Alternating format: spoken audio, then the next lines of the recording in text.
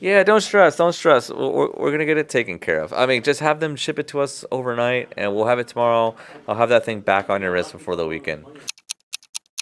I hope everybody had a good 4th of July. I know I did. I needed that break. That was nice. So it's Wednesday today. I'm back at the office.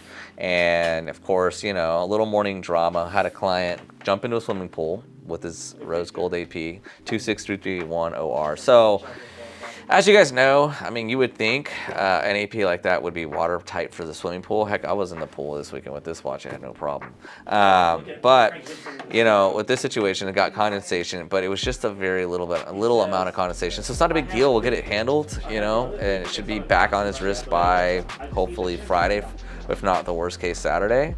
So, you know, this is just situations that happen, you know. I mean, most likely what happened was, you know, maybe the crown was not as tight as it could be, or there's a bad seal, but we'll pressure test it, make sure it passes that for, you know, when he jumps in the pool next time, he won't have a problem. Because an AP, you should be able to go into a swimming pool at the very least with it. I mean, that's ridiculous if you can't go swimming with an AP, which, funny enough, every single major water damage watch we've ever had has always been an AP.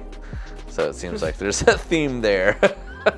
So, you know, we'll get that fixed. We'll show it to you here shortly. So we'll get that handled. Show you the process of getting a watch that's been water damaged. If you ever do have a watch that's been water damaged, the number one important thing to do is open that crown and leave that crown open immediately. And what this is going to allow to do, and I even tell people, put it in the sun. That sun's going to cook that humidity right out. So the idea is you want to get that humidity out as fast as possible. You know, if it's just like humidity in there under the crystal, you're in pretty good shape. Chances are you don't have any major issues. The major issues happen when you start seeing water inside of the watch that's not going away. What that looks like is actual, like if you hold it, the water's going to be wherever the bottom of it is. That's bad. That is a complete structural failure on the watch's end, where it is just completely taking on water and it needs immediate attention. So that's, you know, that's when you got to actually take it to a watchmaker, have a full service done. You have to pay attention to the hands. Everything has to be like completely dried out in a proper way, because what's going to happen is the hands will rust, the gears will rust, the dial will start taking on an ugly patina. So, you know, when that starts happening, you know, you have to get that addressed super fast. All right, so we just got this rice. It's clearly vegan, non-GMO, organic, and it came with a organic. What the hell? Yeah, it came with an organic Audemars Piguet. It is organic. It's, you know. So what happened is our client sent this to us, and he had some moisture in it. I told him to unscrew the crown, and I guess we came up with the idea, just ship it in the rice in case that does actually pull moisture out.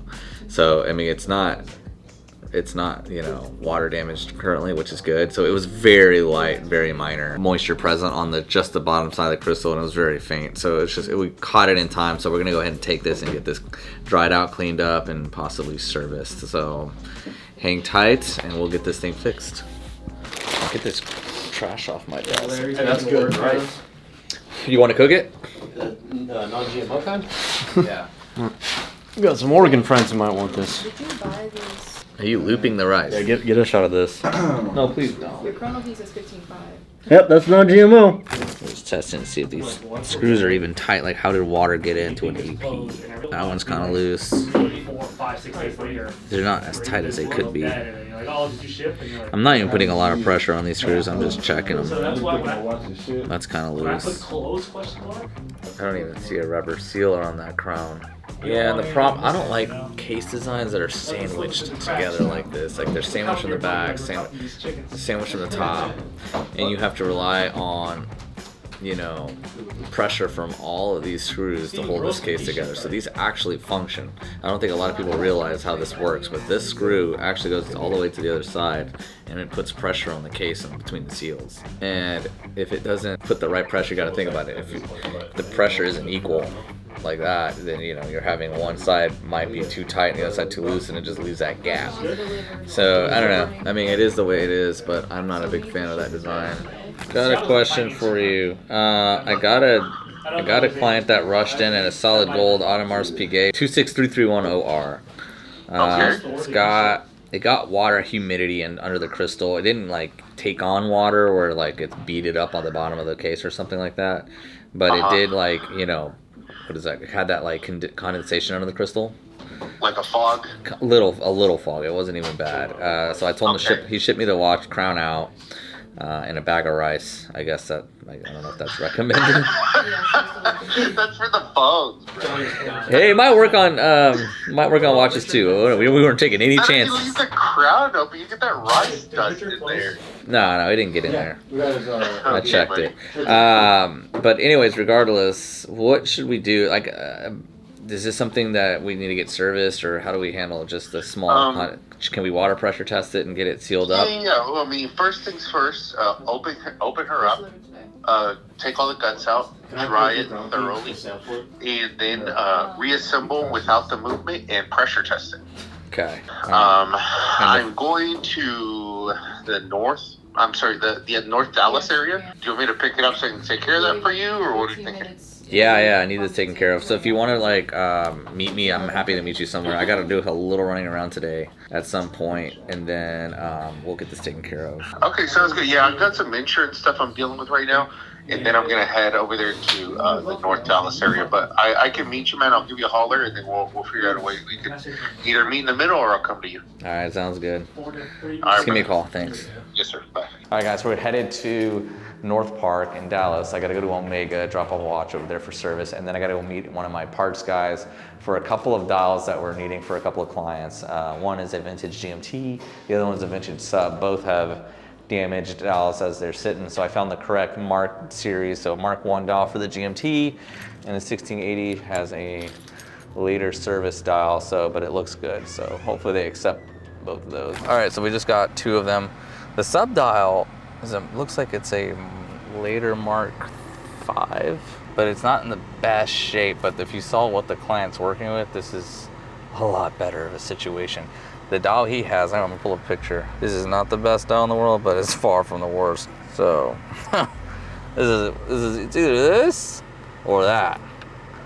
I mean, yeah, that's done, dude. Yeah, that is done. That is overcooked pizza right there. That's Overcooked pizza. it's done. But yeah, this is okay. You know, obviously before he puts it in, I imagine he'll clean it off. And then the GMT dial here. Only issue with this one, it's got a very slight bend in it. Y'all, I don't know if you're gonna be able to see that. I don't know if that can be fixed. I'm gonna make a phone call because that's a really nice dial, but hopefully they're soft. Yeah, yeah. Hopefully it's soft enough to give. All right, so there you go. We have 2 dials we just picked up. They're happily sitting in their little case. Now we got to deliver that and inspect this back of the office because I want to make sure, one, it's not reloomed. I don't think it is, but I need to, you know, test it carefully and look into that bent dial plate. It's not bad. It's just slightly curved down, and I'm hoping that's something that's easily manageable. So I'm not a watchmaker, so I don't know how they do things. I'm not gonna mess with it. So there's stop 1. Stop 2, Omega. Now you guys can't come to Omega with me because you know how that goes. They're gonna cry and bitch and moan about you know, cameras in the AD. All right, guys, what's going on? It's Lewis. So today we have a client that is coming by to pick up 3 watches that he bought. It is going to be for a family member who's getting married. It's in another part of the world, it's in another continent, so it's for his wedding. So he got him 3 watches. So let's check out and see which ones they are. All right, so the first one is gonna be a brand new 2023 James Cameron. This one is a really cool watch. So it does take a large wrist to wear this James Cameron. It is a thick watch. It's beautiful. I love the dial color of it. I can't pull it off because I guess my wrist isn't thick enough for it, but it is beautiful. All right, so that's the first watch. Next, we are going, he actually got 2 of the same watches, which is kind of crazy, but really cool. All right, so the next one we have here is going to be the exact same James Cameron, brand new. Beautiful watch. It's a really cool piece. A lot of people, obviously, you know, they're fans of deep diving, and it's kind of crazy, but with everything that's gone on in the diving world, hence submarines, the prices of James Camerons or the popularities have gone up in the last week, which is kind of weird. But, you know, it is what it is. Rest in peace to those 5 who were down there. All right, and last but not least, here we have the Yachtmaster. Beautiful, beautiful watch. Actually, a lot of people don't know, but this here, the bezel is in platinum. So that's something that's really cool about this watch. Usually platinum is reserved for timepieces, you know, in the 6-figure range or, you know, higher than $50,000. But this one, Rolex did it with a watch that is not, you know, as expensive and is more attainable to most of us. So that's a really cool watch, really beautiful. One of the watches, actually 2 of the watches he's gonna give to his soon-to-be brother-in-law when he gets married, and then one he's gonna keep for himself. This one is what he's keeping for himself. I think it's a beautiful watch. I think it just goes well with everything. And yeah, we have a happy client. He's coming to pick him up today, and we can't wait to give him the watches. So Alex is bringing back this watch because he is. You're interested in trading it somewhere else, or you just want to? Consigning with you guys, obviously, and then potentially moving to another piece. Just brought it home, a little bit bigger than my wife anticipated, but smaller than what I anticipated. So it's like too big for her, too small for you. Yeah. Totally understandable. It's a 36mm Tiffany & Co. 1802. I mean, it is absolutely a stunning watch, but again, it's, you know, it happens all the time. Sometimes watches just don't meet the criteria that, you know, people thought it would, but still you have a very special piece. But that's okay. If you want to sell it, I'll be happy to move it for you. I mean, it was a watch that we actually had a lot of interest in, so I don't think it would sit very long. I mean, heck, if I was in a better spot myself with my watch collection, I'd throw it in there, because this is a piece. This is a really good piece. Like, first of all, how rare it is to find an 1802 with a Tiffany stamp. It's just it's another spectrum of watch hunting. Yeah. But we'll move it very quick. The only thing we need to address, this is the only downfall about this watch, is this bracelet. But I almost think we could sell it head only, you know, and kind of get this fixed up or something. We'll figure it out. There's lots of ways to, you know, play with this watch. So we'll do our best to get it sold for you. So we appreciate that. But how's everything else been? Everything else has been good, man. I just, you know, trying to close up my summer with my busy season, and trying to go in with you guys, and hopefully find another piece that, you know, like I told you, the Rolex Presidential, the Rose Gold. For President Rose Gold? Like, you think, I have a Rose Gold available if you want to take a look at it. Okay, we'll take a look at it. It's a 41 though. Okay. Is that? That's kind of just got to check it out and see. I have a really good price on it too. Okay, so we're gonna have this on the website shortly for $26,000 if anybody interested.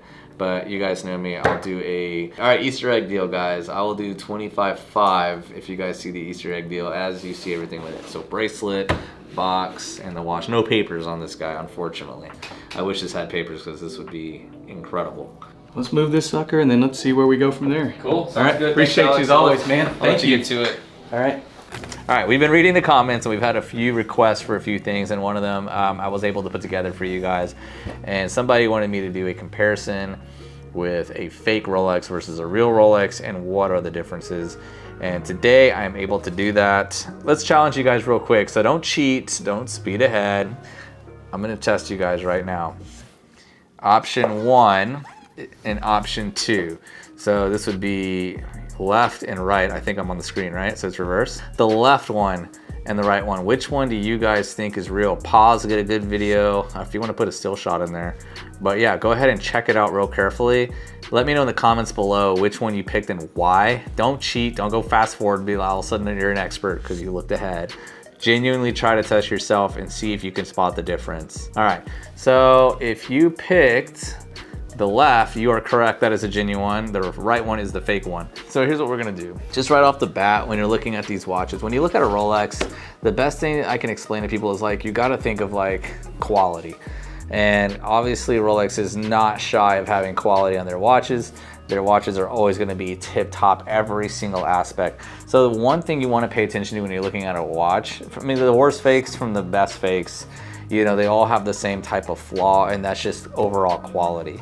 The first thing you're gonna wanna do if you ever see one in person, you wanna feel it, like physically feel it out and see if it feels kind of gritty, grimy, or kind of like, the steel doesn't feel it should feel like surgical steel. Like it should very smooth and it's very fluid. So when the band doesn't have any kind of jankiness or any kind of tight spots or so on, everything should be really crisp and tight together. So if you ever notice anything like on a fake Rolex where, you know, it looks sort of loose or kind of out of place or it doesn't really quite line up, chances are it could be a good fake.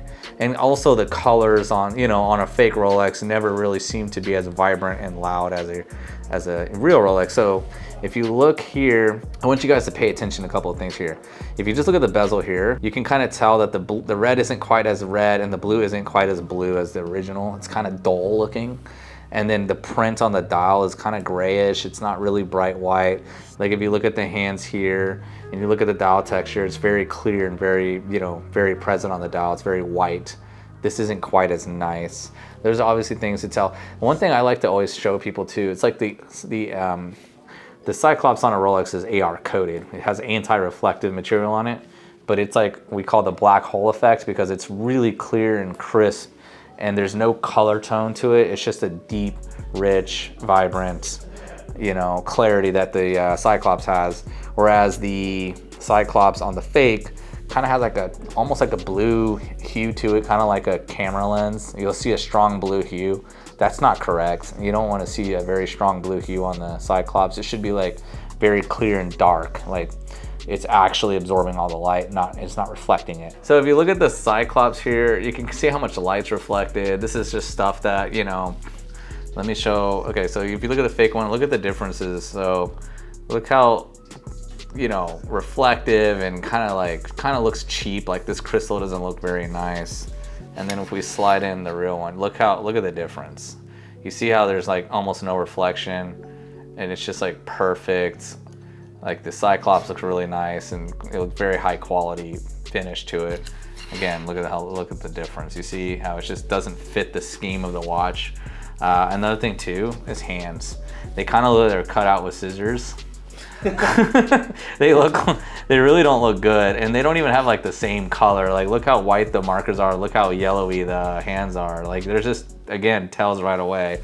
And if you see like how flat they are, it's just not good. Like look at especially in the Mercedes hands, like you see how long that Mercedes hand shortens up towards, it should be like all even, and you know, the minute hand, the hour hand, it just doesn't look good, you know. So like look at the difference. See that? You see the difference in the Mercedes hands? How clean and crisp and, you know, equal it is on all sides. And the minute hand, you see when you shine light over the hour and minute hand, like they reflect properly because they actually have a slight curve to them, because that's how Rolex hands are. They actually have a nice little curve. Everything is super clear. Look how white that text is. You know, it's just, again, you see how bright the bezel is and how clean and clear it is. Like look at the depth of the numbers too. That's something that I always try to point out, is you want to be able to look at the numbers clearly. This has what's called, these numbers, believe it or not, a lot of people don't know that, they're platinum infused paint. So it's actually platinum inside the paint. So you get that, it's actually platinum. So, and if you look at this is just some type of cheap ass paint. Let's see the difference. You see how like the paint sucks. It's like orange. It is orange. The colors are never right. I mean, on these things, like it just looks bad. Look at the text. It's not quite as white. It's kind of grayish. You see the grayish in it? Yeah. I mean, you can just see. Another trick that I always try to tell people to do is look at the side of the hands. You see the side of the hands, how like rough and gritty they are? Yeah, you see how gritty that is? It doesn't look good. And then watch when you look at the side of the Rolex hands. Yeah, so always look at the side of the hands. You'll get a clue right there if they're real or not. You can just tell because they're always going to be really nicely finished off, and they don't look. They were cut out of a sketchbook. I'm not gonna. Okay, if this wasn't a brand new watch, I'd pop the back open to show you guys the movement and so forth. But I'll show you what the between the lugs looks like, so you can be aware of what fake Rolexes look like between the lugs and inside of the case back and so forth. So this is where things get really comical. And if you ever have the opportunity to open up a watch to check, if you're buying a Rolex and this is what it looks like when you open it, this is where things get comical. I mean, you can look at the balance and right away just tell it looks really poorly designed. Like the quality, this isn't a free sprung balance. They hide the arms behind this plate. This plate is just for show. It's not actually doing anything. So yeah, you can just see, like if you look at the quality of the metal, it looks really poor. It looks like pot metal. like Chinese pot metal, which is just trash. It's not gonna hold up for very long, you know, and you can just tell they put a fake blue, you know, hairspring in there. So people who aren't trained and they're like kind of like Google things trained in a sense, like they're just gonna Google an answer real quick if they're trying to, you know. I'll give you an example when this happens. This really happens a lot in pawn shops where they kind of just get this half-ass written booklet of what to look for, and it'll just say things like look for a blue spring. Well, there's a blue spring there, but they don't understand how to see the quality. And if you look at this picture that Max posts here of a real movement, you'll see the difference. So just look at the balance here and look at the balance on the real movement, and you'll see what we're talking about. You'll see the quality, the finish of the movement, the, you know, just the differences that Rolex uses is so much, you know, hold on. You can just see the quality. Again, look how shoddy that looks. It just doesn't look good. It looks really, just really poorly designed. Again, everything around the movement is just a dead giveaway. It's just really crappy. Like Rolex doesn't hold their movements together like with these type of screws, you know. They're actually built into the case properly. So, I mean, so you see how it says stainless steel. Look at the S's. This is just stuff you want to be able to look for if you're taking apart a band. They're very, they look like they were, you can just tell that the machine wasn't steady with the S's. So it's very jittery looking, like it was like almost like the machine was jittery when it wrote stainless steel in there. Because this is what they are. They're not laser etched, like they're actually engraved. This is actually engraved as well. They actually did a decent job attempting to fool the user here, but at the end of the day, you can just tell with the quality of the the engraving that it's clearly not Rolex. So anyways, that's the watch. Piece of crap. It's so crappy too. Like when you handle it, it's just it feels grimy. I'll tell you the biggest tell too is when you're unscrewing one. When you're removing the case back on a original Rolex, it's like fluid. It flows. But this is like once the cross thread, it's already cross thread. Like it's already jammed. That's how shitty this thing is. Believe it or not, we never really get offered fakes. We've been offered one fake watch this year. Actually, maybe a couple. There was a fake Panda that came. I think that was last year. I don't know if was it this year. We had a fake Panda come through, and that one was really good. But the GMT, yeah, this one's not that good. I mean, there's some fakes that really make you look. They're out there. They really make you look twice, because I mean I'll tell you what, the subs and Daytonas they have like almost mastered, you know, but GMTs, like this is just, you know, the feel of it's not there. So.